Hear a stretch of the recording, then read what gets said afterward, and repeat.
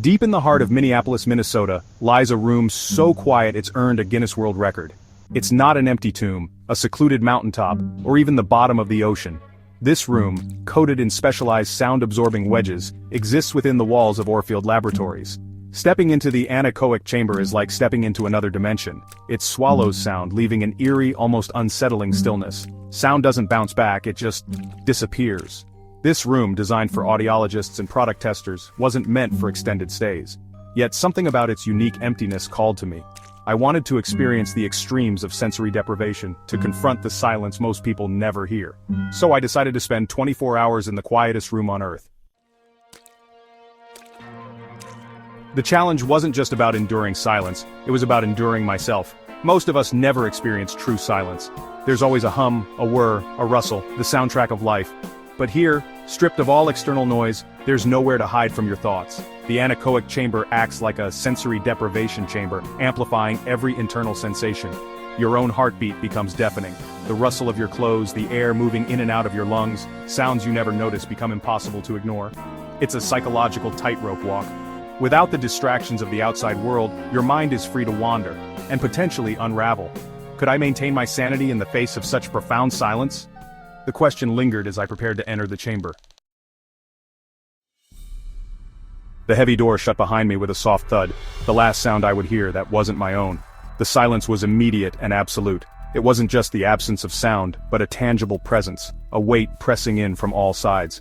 I sat on the floor, the specially designed surface offering no comfort. My senses, starved of external input, went into overdrive. I could feel the blood pulsing in my ears, a steady rhythm that seemed to grow louder with each passing moment. Time became meaningless. Minutes stretched into what felt like hours. I closed my eyes hoping to find peace, but the internal symphony of my body only intensified. The quietest place on Earth was proving to be the loudest place inside my head. The initial thrill of the challenge wore off quickly. The silence, once intriguing, morphed into an oppressive force. The walls, covered in jagged sound-absorbing wedges, seemed to close in with every tick of the clock, or rather, with every thump of my own heartbeat, which was the only way to track time. My mind, deprived of external stimuli, began to wander down strange, uncharted paths. With nothing to ground me, thoughts flickered like dying embers, fleeting, nonsensical, and often unsettling. I yearned for the comforting cacophony of the outside world, the familiar hum of traffic, the chirping of birds, anything to break the oppressive silence. Section 5. Hallucinations and Head Games, My Mind Rebels. The brain, it turns out, is a terrible entertainer when left to its own devices. Deprived of external stimulation, it starts to invent its own, conjuring up images and sounds that exist only within the confines of the skull. I started seeing things out of the corner of my eye, shadows dancing at the edge of my vision. I heard whispers, faint melodies that faded as soon as I focused on them. Were these hallucinations? Or simply my mind rebelling against the sensory deprivation? The line between reality and imagination blurred. Time, no longer marked by the rising and setting of the sun, became a viscous, shapeless thing. The silence, once an enemy to be endured, became a conspirator, whispering doubts and fears into the deepest recesses of my mind. Section 6. Finding Rhythm in the Void, Adapting to the Silence. But even in the depths of sensory deprivation, the human spirit seeks equilibrium. Slowly, I began to adapt to the silence. I learned to find rhythm in the beating of my own heart, the gentle rise and fall of my breath. I started to pay attention to the subtle sensations I had been ignoring my entire life. The way my clothes felt against my skin, the subtle shifts in temperature within the room, the taste of the air itself. It was a meditation on the most basic level, a stripping away of all external distractions to confront the raw essence of being. In the quietest place on Earth, I discovered the cacophony of my own existence. Section 7. The Final Countdown, Anticipation and Relief.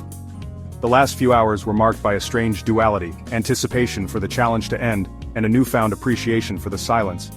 I found myself dreading the return to the noisy world, to the constant barrage of information and stimulation. The silence, once an adversary, had become a strange companion.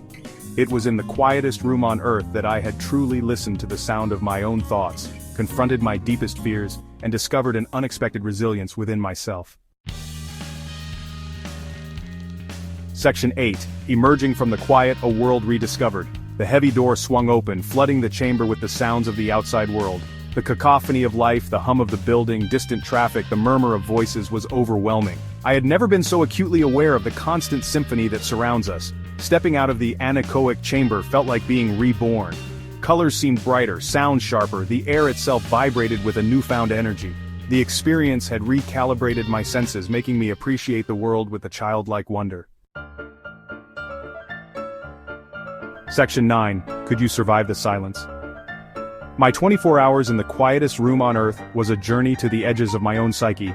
It was a confrontation with the silence that resides within us all, the silence that we spend our lives trying to drown out. Could you survive the quietest room on earth? The answer lies not in your tolerance for silence but in your willingness to confront the echoes of your own mind.